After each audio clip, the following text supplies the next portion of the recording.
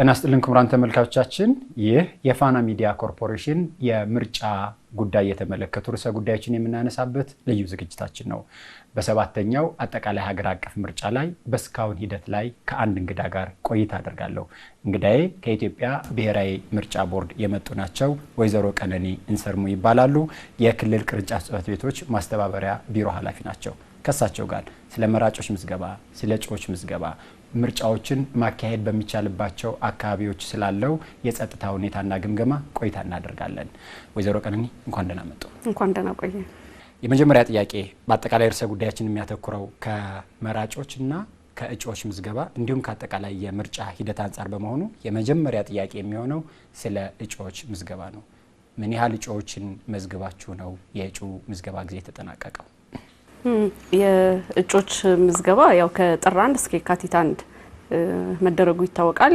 የካቲት 1 ከደረሰ በኋላም ፖለቲካ ፓርቲዎችና የግል እጩዎች ተጨማሪ ጊዜ እንደሚያስፈልጋቸው ስለጠየቁ ቦርዱን ያን ታሳቢ በማድረግ እስከ የካቲት 15 አራዝሞላቸው አሁን የእጩ ምዝገባ ተጠናቋል። እስካሁን ወደ 10650 የሚሆኑ እጩዎች ተመዝግበዋል። ይሄ ማለት ግን ያው ምርጫው አንድ ወር እስኪቀረው ጊዜ ድረስ የሚሞት ወይ የሚለቅ ወይም ደግሞ በፓርቲው ውሳኔ የሚሰናበት እጩ ካለ ያንን የማተካካት ሂደት ፖለቲካ ፓርቲዎች መብት ሕጉ ስለሚሰጣቸው ያ ሂደት ይቀጥላል የአንድ ወር ጊዜ እስኪደርስ ድረስ። ስለዚህ እስካሁን ባለ መረጃ ይሄን ያህል ቁጥር እጩ ተመዝግቧል ማለት ነው። የፖለቲካ ፓርቲዎች ከፋና ሚዲያ ኮርፖሬሽን ጋር በነበራቸው ቆይታ የእጩዎች ምዝገባን በተመለከተ የሚያነሷቸው ጥያቄዎች አሉ። ከነዛ ጥያቄዎች አንዱ ያቀድነውንና የፈለግነውን ያህል እጩዎች እንዳናስመዘግብ በብሔራዊ ምርጫ ቦርድ ለምዝገባ የተተገበረው አፕሊኬሽን ወይም ደግሞ ዲጂታል ሬጅስትሬሽን እንቅፋት ሆኖብናል የሚል ተደጋጋሚ ክስ አሰምተዋል። ምንድነው ምላሻቸው? እንግዲህ ይሄ የእጩዎች የምዝገባ ሂደት እንደ አዲስ የተዋወቀው ለዚህ ለሰባተኛው ጠቅላላ ምርጫ ነው። ከዚህ ቀደም የእጩዎች ምዝገባ ይከናወን የነበረው በአገሪቱ ባሉ ምርጫ ክልሎች እኛ በመናቋቁማቸው ጽሕፈት ቤቶች አማካኝነት ፖለቲካ ፓርቲዎች በአካል በመሄድ ነበር እጩዎቻቸውን የሚያስመዘግቡት። እሱ ሂደት በስድስተኛው ጠቅላላ ምርጫ ከተጠናቀቀ በኋላ በሚኖረው የግምገማ ሂደት በፓርቲዎችም በሌሎች ባለድርሻ አካላት እንዲሁም በቦርዱ ባለሙያዎችና ኃላፊዎች አማካኝነት የምርጫ ሂደቱን የመገምገም ሂደት ሁሌ ይከናወናል። ድህረ ምርጫ ላይ የሚከናወን ሂደት ነው። ከዛ የተገኘው ግብአት የሚያሳየው ፖለቲካ ፓርቲዎች እና እጩዎቻቸው የተለያዩ መጉላላቶች ይደርሱባቸው እንደነበረ፣ አንዳንዶችም እጩዎቻቸውን ማስመዝገብ እንዳልቻሉ መስፈርቱን እያሟሉ በሚሄዱበት ጊዜም ቦታው ላይ ደግሞ የኛ ምርጫ አስፈጻሚዎች በሰዓት ያለመገኘት ነገር ወይ ደግሞ ሕጉ ከሚጠይቀው ውጪ ያሉ መስፈርቶችን እንዲያሟሉ የመጠየቅ ሂደቶች በመኖራቸው ቦርዱ ይሄንን ከነዚህ ባለድርሻ አካላት ጋር በመወያየት የተሻለ አሰራር ለመዘርጋት በማሰብ ነው ወደዚህ ሲስተም የገባው። ይሄንንም ሲያደርግ ደግሞ ያው ቀጥታ ጉዳዩ የሚመለከታቸው የፖለቲካ ፓርቲዎች ስለሚሆኑ ከነሱ ጋር ተደጋጋሚ የሆነ ውይይቶች ተደርገዋል። የህግ ማዕቀፍም ስለሚያስፈልገው ያንን የተመለከተ የህግ ማሻሻያዎች ከአዋጁ ጀምሮ መመሪያ የእጩዎች ምዝገባ የሚከናወንበት መመሪያ ለሚገዛበት እነሱን መመሪያዎች እስከ ማሻሻል የደረሰና ይሄንንም ከፖለቲካ ፓርቲዎች ጋር በነበሩ የተለያዩ የምክክር መድረኮች አማካኝነት የተከናወነ ነው። መቼ ጊዜ ነው ይሄ የተከናወነው የሚለውን ስናይ ደግሞ ከ2017 አጋማሽ ጀምሮ በዚህ ሂደት ነው እዚህ የደረስነው ማለት ነው። ከዛ በኋላም ወደ ሲስተሙ ሊገባ ሲል ሲስተሙ ምን አይነት ሂደቶችን ይከተላል፣ ከፓርቲዎች ምን ይጠበቃል፣ በቦርዱ በኩል ይሄን ሲስተም ተጠቅመው እጩዎች ሲመዘገቡ ምን ስራዎች ይከናወናሉ ከቦርዱ ባለሙያዎች ተጠቅመን የሚለውን ለፓርቲዎች በተለያዩ ጊዜያት ለማሳየት ሞክረናል፣ አሳይተናል። ከዛ በተጨማሪ ደግሞ ይሄንን ምዝገባ ፖለቲካ ፓርቲዎች የሚያከናውኑት በየጽሕፈት ቤቶቻቸው በሚፈልጉት ቦታ ሆነው ራሳቸው ስለሆነ የሚያከናውኑት ይሄንን የሚያከናውንላቸውን ሰው የባለሙያ እንዲመርጡ አሳውቀናቸው ከጥቅምት ጀምሮ ከ2018 ጥቅምት ጀምሮ እነዚህን ግለሰቦች ለቦርዱ አሳውቀው ስልጠና እንድንሰጣቸው አስደርገናል። ይሄንንም ፖለቲካ ፓርቲዎች አድርገው ለሁሉም ይሄንን ሲስተም ኦፕሬት የሚያደርግ ፓርቲ ሲስተም አድሚኒስትሬተር ይባላሉ ስልጠና ሰጥተናቸዋል። ይሄንን በሁለት ዙር ነው ያከናወነው። አንደኛው ምርጫው ምዝገባው ከመቃረቡ በፊት ካደረግን በኋላ የእጩዎች ምዝገባ ደግሞ ሊጀመር ሲል ያው አዲስ ልምምድ ስለሚሆን እውቀቱ የበለጠ የቅርብ ጊዜ እንዲሆንላቸው በማሰብ የእጩ ምዝገባ ሲቃረብ ደግሞ ሌላ ሁለተኛ ዙር ስልጠና ሰጥተናል። በዚህ ማላቆምንም የተለያዩ የሙከራ ቪዲዮዎች አዘጋጅተን ይሄን ሲስተም እንዴት መጠቀም እንደሚችሉና እጩ መመዝገብ እንደሚችሉ ሂደቱ እንዲያቀልላቸው በሚል ቪዲዮ ሼር አድርገናቸዋል። ተንቀሳቃሽ ምስል ማኑዋልም ተዘጋጅቶ ስለነበረ እሱን አድርገናል። ከዛ በተጨማሪም ደግሞ በቴሌግራም ግሩፕ እነዚህ የሲስተም አድሚኒስትሬተሮች በማድረግ ከቦርዱ ባለሙያዎች እዛ ግሩፕ ውስጥ እንዲኖሩ በማስቻል በምዝገባ ሂደቶች ውስጥ የሚያጋጥማቸው ማንኛውም የብቃትም የሙያም ይሁን ሌሎች ችግሮችን ምንቀርፍበትን መንገድና መረጃዎች ምናስተላልፍበት ምን አይነት ማስረጃ መጠቀም እንዳለባቸው ሂደቱ እንዴት ማፋጠን እንደሚችሉ ምናግዝበትን መድረክ ፈጥረናል ማለት ነው። ስለዚህ ይሄን ሁሉ ሂደት አልፈን ነው አሁንም አለ ግሩፕ ይሰራል። አሁንም የሚጠይቋቸው መረጃዎች እንሰጣቸዋለን እናግዛቸዋለን ማለት ነው። በዚህ ሂደት ሁሉ አልፈን ነው ምዝገባው የተጠናቀቀው። ከዛ ውጪ ከኔትወርክ ጋር የተያዙ አልፎ አልፎ ያጋጠሟቸው ችግሮች አሉ። ከሲስተሙን ልምምድ ማጣት ጋር የተያዙ ጉዳዮች አሉ። እንግዲህ አሁን ሁሉም በሚባል ደረጃ 46 ፓርቲዎች ናቸው የሚወዳደሩት ለሰባተኛው ጠቅላላ ምርጫ እጩዎቻቸውን አስመዝግበው አጠናቀዋል ማለት ነው። ከዛ ውጪ ያሉት ግን በተለያየ ራሳቸው ጋር ባሉ ምክንያቶች የነሱ ሲስተም አድሚኒስትሬተሮች እጩዎቹን መዝግበው ሁለት ደረጃዎች አሉት የእጩ ምዝገባ አፕሊኬሽን ስቴጅ እና ሬጅስትሬሽን ስቴጅ የሚባላለው። ያንን አፕሊኬሽን ስቴጁን ሳያልፍ ወደ ሬጅስትሬሽን ስቴጅ ሳያደርሱት ወደኛ ሳይልኩት እነሱ ጋር የቀሩ እጩዎች አሉ። ስለዚህ እኛ ሲስተም ላይ የማይታዩ እነሱ ጋር ያሉ አሉ ከቀነ ገደቡ በፊት ወደኛ መላክ የነበረባቸው ማለት ነው። ስለዚህ በእነዚህ አይነት ምክንያቶች ሳያስመዘግቧቸው ወደኛ ሳይልኳቸው የቀሩባቸው አንዳንድ ፖለቲካ ፓርቲዎች አሉ። አብዛኛው የሚባለው ፖለቲካ ፓርቲ ግን እጩዎቹን አስመዝግቦ ሰርቲፊኬት የእጩ ምዝገባ ምስክር ወረቀት ያገኘበት ሂደት ነው ያለው ማለት ነው። የፖለቲካ ፓርቲዎቹ በስም መጥቀስ የሚችለው የሚያቀርቧቸው በመቶዎች የሚቆጠሩ እጩዎችን ማስመዝገብ እስኪያቅተንና እንዳናስመዘግብ እስኪሆን ድረስ አንደኛ የኢንተርኔት መቆራረጥ ነበረ፣ ሁለተኛ የዲጂታል ምዝገባው መስተጓጎል ነበረ። በዚህ ምክንያት መንግስት ለመመስረት የሚያበቃ እጩ ላለማቅረባችን ዋናው ምክንያትና ተጠያቂው ሲስተሙና ሲስተሙ እንዲተገበር ያዘዘው ምርጫ ቦርድ ነው እያሉን ያሉትና ተጠያቂነቱን እናንተ ተወስዳላችሁ? መንግስት ለመመስረት የሚያበቃ እጩ ማንም ያቀርበው የሚለው ፖለቲካ ፓርቲዎች በራሳቸው የመተዳደሪያ ደንብ መስፈርቶችን መሰረት አድርገው እጩዎችን መልምለው ነው የሚያቀርቡት። ይሄ ያው የምርጫ ቦርድ ኃላፊነትና ስራ አይሆንም። ፖለቲካ ፓርቲዎች ያን እንዳናደርግ ያደረገን ምርጫ ቦርድና የምርጫ ቦርድ የምዝገባ ሲስተም ነው ጥያቄያቸው። እሺ እንግዲህ ወደ 50 ቀን አካባቢ የሚሆን ጊዜ ነው ለእጩዎች ምዝገባ ውሎ የነበረው ተግባር ላይ ውሎ የነበረው። ከዛ አስቀድሞ ደግሞ ከህዳር 8 ጀምሮ ምዝገባውን ለማከናወን የሚረዳቸውን ሲስተም ውስጥ ለመግባት የሚያስችላቸውን የተለያዩ ቅድመ ሁኔታዎች ነበሩ። እነሱም የእጩዎችን የተለያዩ መረጃዎች የያዘ ሙሉ ስም፣ እድሜ፣ ጾታ፣ የት ምርጫ ክልል ላይ እንደሚያወዳድሯቸው፣ የት ምክር ቤት ላይ ማስቀመጥ እንደሚፈልጉ የሚገልጹበትን አስቀድሞ ማቅረብ ያለባቸውን መረጃዎች እንዲያመጡ የፖለቲካ ፓርቲ ፕሬዝዳንቱ ወይ ሊቀመንበር የፊርማ ናሙና እንዲሁም ደግሞ የመወዳደሪያ ምልክት ማምጣት ስለነበረባቸው እሱን ከህዳር 8 እስከ 23 እንዲያደርጉ ተመቻችቶ ነበረ። በዛ ጊዜ ውስጥ ያንን አሟልተው ያቀረቡ ፖለቲካ ፓርቲዎች የምዝገባ ሲስተም ውስጥ እንዲገቡ የሚያስችል የመጠቀሚያ ቁጥርና የመጠቀሚያ ስምና የምስጢር ቁጥር ሰጥተን ነው በዛ ሂደት እዚህ ደረጃ የደረሱት ማለት ነው። ስለዚህ እነዚህን ሁሉ ሂደቶች ተከትለው እነሱ የሚፈልጓቸውን እጩዎች መስፈርቱን ያሟላሉ የሚሏቸውን እጩዎች አስመዝግበው አጠናቀዋል። ከዛ ውጭ ግን አንድ የተለየ ምናልባት ሁኔታ የሚኖረው ትብብር የተባለው ፓርቲ ነው። ከነሱ ጋር ተያይዞ ያው እናት ፓርቲ ዘግይቶ ስለነበረ ከትብብሩ ጋር ቅንጅት የመሰረተው ያንን በሚያከናውኑበት ጊዜ የእናት የትብብር እጩዎች ኦሬዲ የያዟቸው ምርጫ ክልሎችና ምክር ቤቶች ነበሩ የተመዘገቡባቸው ማለት ነው። ስለዚህ የእናት እጩዎች ሲመጡ ለነዛ እጩዎች ቦታ ማስለቀቅ ነበረባቸው ራሳቸው ባላቸው የውስጥ ስምምነት። ያንን በሚያከናውኑበት ጊዜ ያው ከኛ ጋር የቀጥታ ግንኙነት ነበራቸው። እሱንም በቀላሉ እንዲያከናውኑ በተለያየ ጊዜ እገዛዎችን ስናደርግ ቆይተናልና ከዛ በኋላም ደግሞ በመተካካት ሂደቱ የትብብር እጩዎች ወደ ሌላ ቦታ እንዲሸጋገሩ ወይ ምርጫ ክልል እንዲቀይሩ ወይ ምክር ቤት እንዲቀይሩ በማስረጃ አስደግፈው ሲስተም ላይ የመዘገቧቸው ሰዎች አሉ። እነሱን አሁን በቀረቡልን አቤቱታዎች አማካኝነት ቦርዱ እያየ ነው የሚገኘው፣ ውሳኔ የሚሰጥበት ይሆናል ማለት ነው።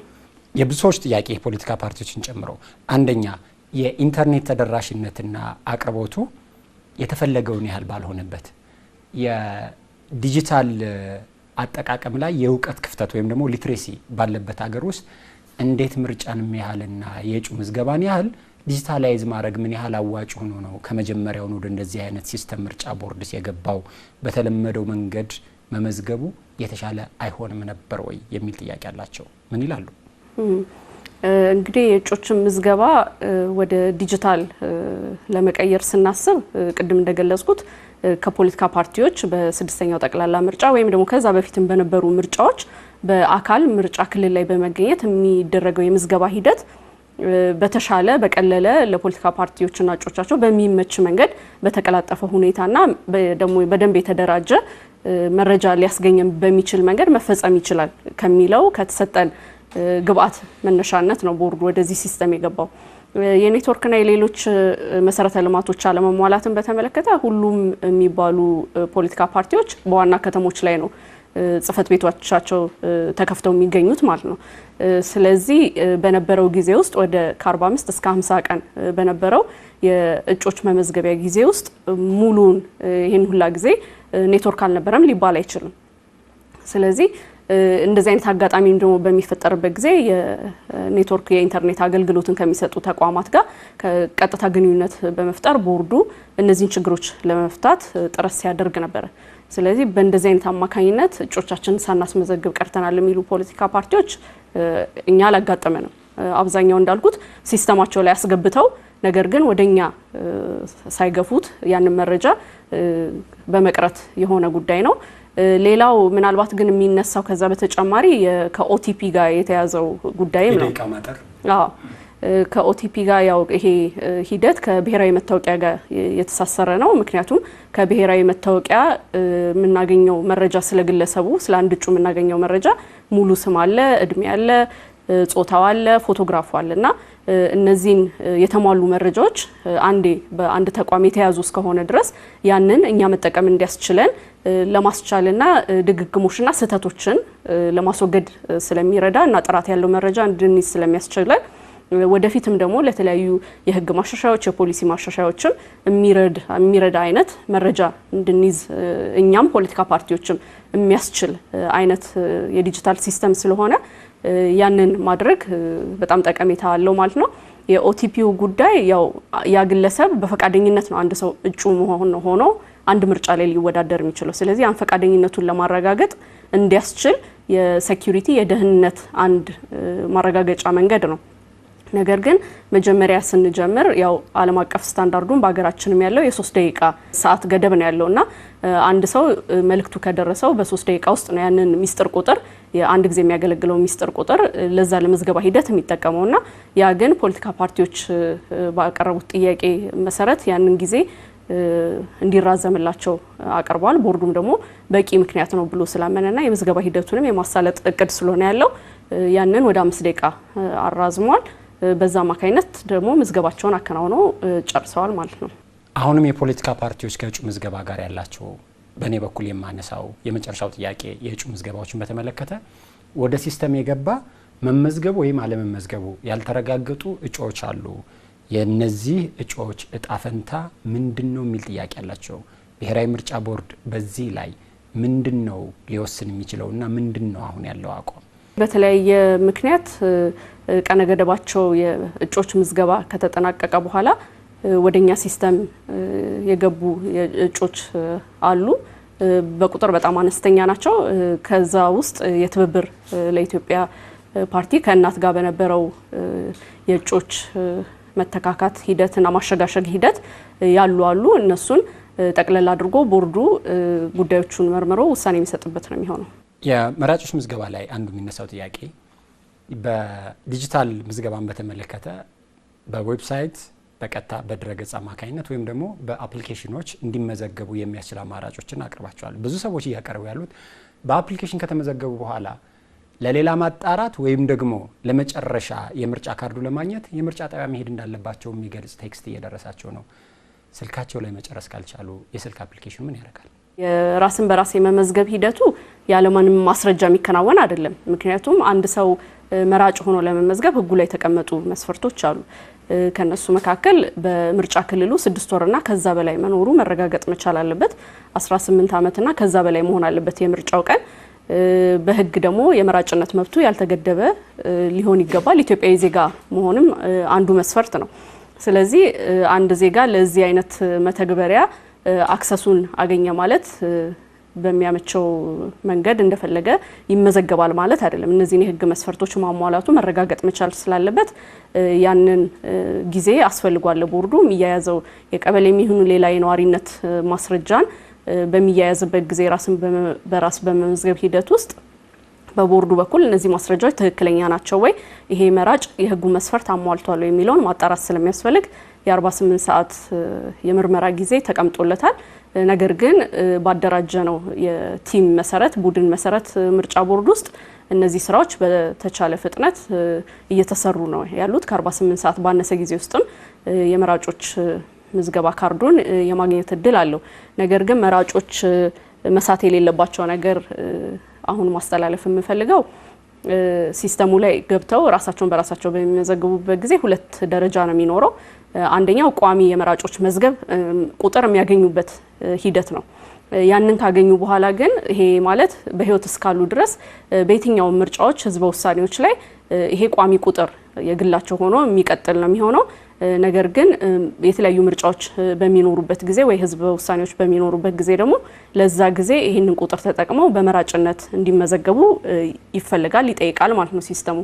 ስለዚህ አሁንም ለ7ኛው ጠቅላላ ምርጫ ራሳቸውን በራሳቸው የሚመዘግቡ መራጮች የመጀመሪያውን የመራጭነት ቁጥር ካገኙ በኋላ ለ7ኛው ጠቅላላ ምርጫ ተመዝገብ ወይ ተመዝገቢ የሚለውን ክፍል ጋር በመግባት ለ7ኛው ጠቅላላ ምርጫ መመዝገብ ይጠይቃቸዋል። ከዛ በኋላም ነው ያንን የመራጭነት ካርድ በምርጫ ቀን ይዘው እንዲመጡ የሚገልጽላቸው እንጂ የተለየ አይነት ምርጫ ጣቢያ ሄዳችሁ ይሄን አርጉ ያን አታርጉ የሚል መመሪያ አልተላለፈም። ከዛ ውጪ ግን በተለያዩ ምክንያቶች ይሄንን የራስን በራስ የመመዝገብ ሂደት ማጠናቀቅ ያልቻሉ መራጮች ግን አሁንም ተስፋ መቁረጥ ሳያስፈልጋቸው በምርጫ ጣቢያዎች በመሄድ የመራጭነት ካርዳቸውን በአግባቡ ምዝገባቸውን በማጠናቀቅ መውሰድ ይችላሉ፣ እገዛ መጠየቅ ይችላሉ። የብዙ ሰዎች ጥያቄ ያቀርቡ ያሉት ምዝገባውን ጨረስን ብለው የምዝገባ ቁጥሩም ከመጣላቸው በኋላ ከዛ በኋላ ይሄኛውን የምዝገባ የምርጫ ካርድ ለማውጣት በአቅራቢያው ወደሚገኝ የምርጫ ማስተባበሪያ ጽሕፈት ወይም ደግሞ የመራጮች ምዝገባ ጣቢያ ይሄዱ የሚል መልእክት እየደረሳቸው ነው። የብዙ ጥያቄ ስልኬ ላይ እንድጨርስ መተግበሪያ ከተፈቀደልኝና ካገኘ በኋላ መተግበሪያው ላይ ማለቅ አልቻለም። ሁሉንም የማያጠናቅቅ መተግበሪያ ታዲያ ምን ያደርጋል ነው? ስልካችን ላይ መጨረስ ይገባል። ወደ ምርጫ ጣቢያዎች እንድንሄድ የሚያስገድድ መልእክት እየመጣ ነውና ከዚህ አንጻር ነው የመተግበሪያውን ኢንድ ቱ ኢንድ ከመጀመሪያ እስከ መጨረሻ የሚያስችል አገልግሎት እየሰጠ አይደለም የሚል ጥያቄ የሚያነሱት። እንግዲህ አሁን ምርጫ ቦርድ ለማጣራት እንዲመቸው የተለያዩ ቅሬታ ማቅረቢያ መንገዶችን ለማህበረሰቡ ዘርግቷል። በዛ መሰረት ምርጫ ጣቢያዎቻችን ላይ በመገኘት ይሄንን ከአፕሊኬሽኑ ጋር የተያዘ ከመተግበሪያው ጋር የተያዘ ችግሮች ካጋጠሟቸው ያንን እርዳታ ማግኘት ይችላሉ። ሌላው 7555 የተባለ ስልክ ቁጥር ተዘጋጅቷል። በዛ የስልክ ጥሪ በመጠቀም ያጋጠማቸውን ችግር ገልጸው እገዛ ማግኘት ስለሚችሉ በዛ መልክ እንዲጠቀሙ እንጋብዛለን። ለምን ይሄን ሁሉ ፕሮሰስ የሚያስኬድ አፕሊኬሽን ያስፈልገው? አፕሊኬሽኑ ይሄን ያህል ፕሮሰስ የሚያስኬድ ከሆነ አፕሊኬሽኑ ያስፈልግም ማለት ነው። እንግዲህ ምርጫ ቦርድ እስካሁን እንደዚህ አይነት ቅሬታዎች አልመጡለትም። አሁን ካንተ ነው የሰማሁት። ስለዚህ አሁንም አለ የሚባል ከሆነ መረጃው ወደኛ እየመጣ ስላልሆነ ያን መረጃ እንዲደርሰን ለማስቻል ነው። ከዛ በተጨማሪ ግን አሁንም ቼክ እናደርጋለን ይሄ ችግር ያጋጠማቸው። ምክንያቱም ግለሰቦች በራሳቸው ስልክ ስለሆነ ተጠቅመው ይሄን ሂደት የሚያከናውኑት በምርጫ ጣቢያዎቻችን ቢሆን እናቅ ነበር ከምርጫ አስፈጻሚዎቻችን በሚመጣል መረጃ መሰረት ማለት ነው። ግን አሁን ይሄ ግለሰቦች ጋር እየቀረ ያለ መረጃ ስለሆነ ያንን መረጃ ወደ ቦርዱ እንዲያስተላልፉ ነው። ከዛ ውጭ ግን አሁን ካንተም ስለሰማ ነው ቦርዱም የራሱን ማጣራት ያከናውናል፣ ተገቢውንም ማስተካከያዎች ያደርጋል ማለት ነው። ይሄ ችግር ተፈጥሯል ተብሎ ከተገኘ የምርጫ ጣቢያዎች ላይ የሚሄዱ ለመራጭነት ምዝገባ የሚሄዱ ዜጎች የሚያቀርቡት መጀመሪያ አካባቢ የመራጮች ምዝገባ እንደተጀመረ አንደኛ በምርጫ ጣቢያዎች ላይ የምርጫ አስፈጻሚዎች የሉ፣ ባሉበት ቦታ ላይ ሲስተም አይሰራም ይባላሉ። እንዲህ አይነት መጉላላትና አገልግሎት የማጣት ችግር ሲገጥማቸው ነበር። ምንድነው የተፈጠረው? በዚህ ልክ ሳትዘጋጁ የምርጫ ቀኑን የምርጫ መመዝገቢያ ቀኑን የመራጮች መመዝገቢያ ቀኑን የወሰናችሁትስ በቂ ዝግጅት ሳታደርጉ ነው ወይ? አዲስ መተግበሪያ እና የዲጂታል ሲስተም እንደመጀመራችን የተለያዩ ተግዳሮቶች ሊያጋጥሙት ይችላሉ። አንዱ ያጋጠመው ተግዳሮት ለመራጮች ምዝገባ ጊዜ መራዘም ምክንያት የሆነው የኔትወርክ ችግር ነው። መጀመሪያ ጥናት ተደርጎ እነዚህ አካባቢዎች ላይ የተመረጡ አካባቢዎች ላይ የዲጂታል ምዝገባ ለማከናወን ሲወሰን የኔትወርክ አቅርቦቱ በቂ ነው የሚሉ መረጃዎች ተሰጥተውን ስለነበረ ያን መሰረት አድርገን ነው ምዝገባውን ያስጀመርነው። ነገር ግን አንዳንድ አካባቢዎች ላይ የኔትወርክ አቅርቦቱ በሚፈለገው ልክ ስላልሆነ ወይ ደግሞ ምንም ሊኖር ስላልቻለ እነዚህ አይነት አካባቢዎች ላይ ወደ በመራጮች መዝገብ በሚከናወን የምዝገባ ሂደት የመራጮች ምዝገባ እንዲቀጥል ቦርዱ ወስኖ በዛ መልክ እየተከናወነ ነው የሚገኘው። ከዛ ውጭ ግን ከምርጫ አስፈጻሚዎቻችን ጋር የተያያዘው ጉዳይ ያው ምርጫ አስፈጻሚዎቻችንን ስንመለምል ግልጽነትና ተጠያቂነት ያለው ገለልተኝነታቸውን በሚያሳይ መንገድ ነው ምልመላዎች የተከናወኑት። ምርጫ አስፈጻሚዎች ከተመለመሉ በኋላም ለፖለቲካ ፓርቲዎች በየምርጫ ክልሉ ዝርዝራቸው ተልኮላቸው እንዲተቹት ተደርጓል። ይሄን በሚተቹበት ጊዜ የፖለቲካ ፓርቲ አባል ናቸው ወይ ደግሞ መስፈርቱን አያሟሉም የሚሏቸውን ምርጫ አስፈጻሚዎች ለቦርዱ በማሳወቅ ቦርዱ ቀጣይ እነዚህን ግለሰቦች ምርጫ አስፈጻሚዎች ከምርጫ አስፈጻሚነት ያስቀረበት ሂደት አለ። ይሄ ሂደት አሁንም አልተጠናቀቀም። የተለያዩ የስነ ምግባር ችግሮችን የሚፈጥሩ ምርጫ አስፈጻሚዎቻችን በሚደርሱን ጥቆማዎችና ማስረጃዎቹን በመመዘን እርምጃ እየወሰድን ነው የምንገኘው። ከማባረር በመለስ ግን በማስጠንቀቂያና በተለያዩ ሂደቶች እነዚህን ምርጫ አስፈጻሚዎቻችንን አቅም በማሻሻል ኃላፊነታቸውን በአግባቡ እንዲወጡ ለማስቻል ነው እየሰራን ያለ ነው። ስለዚህ በሰዓት ያለ መገኘት ነገር ሌሎች ጥሰቶችን የመፈጸም ነገር ጥቆማ ሲደርሰን እኛም ደግሞ የክትትል ቡድን አዋቅረን እንደዚህ ያለ ችግር መኖር እንግዲህ ቦርዱ ያውቃል። ዜጎች ሄደው የሚያስተናግዳቸው ያጡበት ሲስተም አይሰራም ተብለው የተመለሱበት ጣቢያዎችና ችግሮች መኖራቸውን እንደ ቦርዱ ታውቃላችሁ? አዎ እናውቃለን። ምን እርምጃ ወሰዳችሁ? አሁን በገለጽኩት መሰረት እንደዚህ አይነት ጥፋት የሚፈጽሙ ምርጫ አስፈጻሚዎች ላይ ያው ማስጠንቀቂያ ከመስጠት ጀምሮ እስከ ስንብት ድረስ የደረሰ እርምጃ ወስደናል። ከዛ ውጭ ግን የኔትወርክ ችግሮች ያሉባቸው ቦታዎች አሁንም በቦርዱ ጥናት ከተደረገ በኋላ ወደ ማኑዋል ሲስተሙ በመራጮች መዝገብ አማካኝነት የሚደረገውን ሲስተም ማስቀጠል ስላስፈለገ በዛ መልክ እንዲቀየሩ ተደርጓል ማለት ነው። ስለዚህ የመራጮች ምዝገባ ሂደት ዲጂታል ከነበረበት በኔትወርክ ችግርና በሌሎች ችግሮች ምክንያት ወደ መራጮች መዝገብ በመጠቀም ወደሚደረገው የምዝገባ ሂደት እንዲቀየር ማድረግ ነው ቦርዱ ያለው አማራጭ ማለት ነው። የመራጮች ምዝገባን በተመለከተ ያስቀመጣችሁት ቁጥር አለ?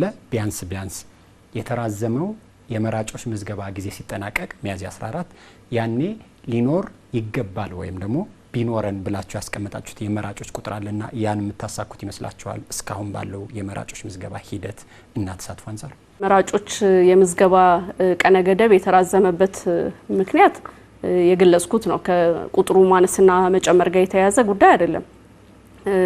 ነገር ግን በተራዘመው ጊዜ ውስጥ የተወሰኑ ጊዜያት ስለባከኑ ይሄም የሆነው በዲጂታል ምዝገባ ሲከናወንባቸው የነበሩባቸው ቦታዎች በቂ የኔትወርክ አቅርቦት ባለመኖሩ ወይ ደግሞ ከነጭራሹ ባለመኖሩ ምክንያት በመራጮች መዝገብ አማካኝነት መራጮች እንዲመዘገቡ ለማስቻል ያንን ጊዜ ለማካካስ ነው።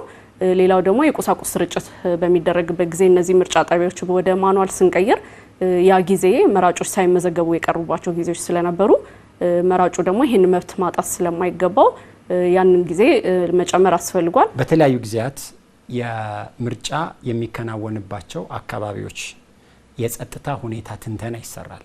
እስካሁን የተደረጉ ትንተናዎችና ያገኟቸው መረጃዎች ምን ነገሯችሁ? የጸጥታ ዳሰሳ ጥናት የሚከናወነው በምርጫ ዑደት ውስጥ በሶስቱም የምርጫ ዑደት ደረጃዎች ውስጥ ነው። ቅድመ ምርጫ፣ የምርጫ ጊዜና ድህረ ምርጫ ላይ ይከናወናል። ይሄ ዳሰሳ ጥናት ሲከናወን ቦርዱ ብቻውን የሚያከናውነው ነገር አይደለም። ያው የመንግስት ተቋማትን ያሳትፋል፣ ፖለቲካ ፓርቲዎችን፣ የሲቪል ማህበረሰብ ድርጅቶችን ያሳትፋል። አሁን በተደረገው የጸጥታ ዳሰሳ ጥናት ከመንግስት ተቋማት እና ጸጥታ ከሚያስከብሩ ተቋማት የተገኙ መረጃዎች አሉ። እነዚህ መረጃዎች በቀይ በአረንጓዴና በቢጫ ይፈረጃሉ። በቀይ ከነጭራሹ ምርጫ ማድረግ የሚያስችልባቸው ቦታዎች አይደሉም በሚል የሚቀመጥ ነው። ቢጫ ደግሞ በተወሰነ ጥበቃ ምርጫ ማድረግ ያስችላል ነው። አረንጓዴ ሙሉ በሙሉ ምርጫ የሚያስደርግ ከባቢ መኖሩን የሚያሳይ ነው። በእነዚህ መረጃዎች ካገኘን በኋላ ያው ዋና ባለድርሻ አካላት በምርጫው ላይ አሉ። እነሱም ፖለቲካ ፓርቲዎችና የሲቪል ማህበረሰብ ድርጅቶች ናቸው። ለነሱ ይቀርብና ይህንን ሁኔታ መሬት ላይ ካለው ነባራዊ ሁኔታ አንጻር አይተው ግብዓት ሰጥተውበታል።